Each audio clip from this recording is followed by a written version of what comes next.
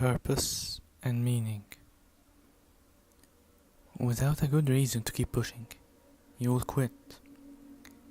Studies show that your brain always gives in long before your body does. Overall, it seems that exercise performance is ultimately limited by perception of effort rather than cardiorespiratory factors.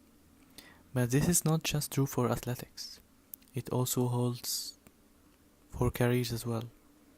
In a study, those who had intrinsic goals such as I want to serve my country or I want to test my abilities outperformed those who had extrinsic goals as I want to rise in the ranks and become an officer because that's a really powerful position. The emotionally resilient people all have a strong sense of right and wrong. Despite being in situations that could threaten their lives, they always thought about others, and not just themselves. Many resilient individuals possessed a keen sense of right and wrong that transcends them during periods of extreme stress and afterwards as they adjusted to life following trauma. Also, altruism, selflessness, concern for the welfare of others, and giving to others with no expectation of benefit to the self, often stood as a pillar of their value system or you can say their moral compass.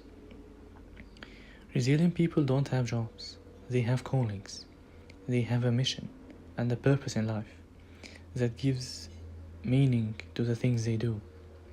The ability to see one's work as a calling may enhance resilience.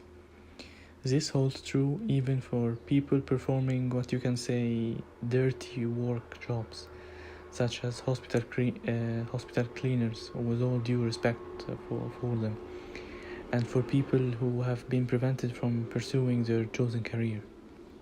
So, when times are hard, they feel a greater purpose is behind them, pushing them forward. Last but not least, how can the downsides of life lead to a greater upside?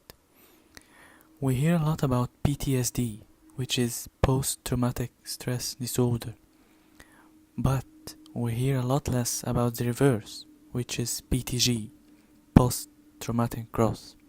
And it is real. Many people who experience hardships in life and get through them do not come out weaker. They come out better. In a month, 1,700 people reported at least one of these awful events, and they took well-being tests as well.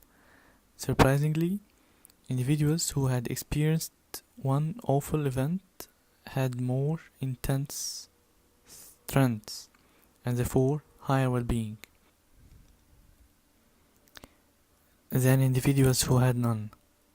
Individuals who had been through two awful events were stronger than individuals who had one, and individuals who had three awful events were stronger than those who had two.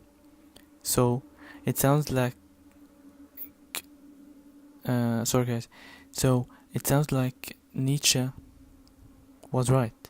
What does not kill you can really make you stronger.